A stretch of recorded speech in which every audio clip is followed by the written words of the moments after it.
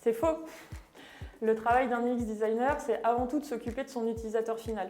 Donc, on va utiliser des méthodologies qui sont dites user-centriques, de façon à coller au mieux à ses besoins et exigences. Notre rôle en tant qu'UX, c'est de proposer des interfaces qui sont ergonomiques, fluides, désirables et intuitives. En fait, l'esthétique, c'est plutôt la finalité. Avant ça, il y a surtout, et entre autres, la recherche utilisateur. C'est faux. Un UX designer ne travaille jamais seul. On a un rôle relativement central dans un projet. En effet, on est en contact direct avec l'utilisateur final. On co-construit avec les product owners. On est en communication directe avec aussi les développeurs sur les maquettes par exemple.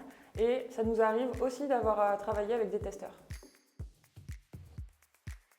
C'est faux! Littéralement, UX design, ça veut dire user experience. Donc en fait, ça s'applique à tous les produits ou services avec lesquels l'utilisateur va interagir. J'aime beaucoup l'exemple de l'hôpital avec la signalétique qu'on retrouve au sol et qui permet de nous orienter vers les différents services. Ou encore l'exemple de l'IRM où on est passé d'une situation très anxiogène pour les enfants avec un très faible taux de réussite à vraiment une expérience ultra immersive, voire même une attraction pour les enfants. C'est vrai!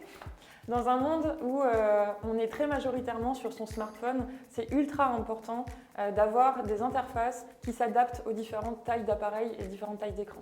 On garde en tête que la guideline d'un UX designer, c'est la conception centrée utilisateur et donc de proposer une interface avec le plus de valeur pour un utilisateur, donc de proposer l'expérience la plus optimale et agréable possible.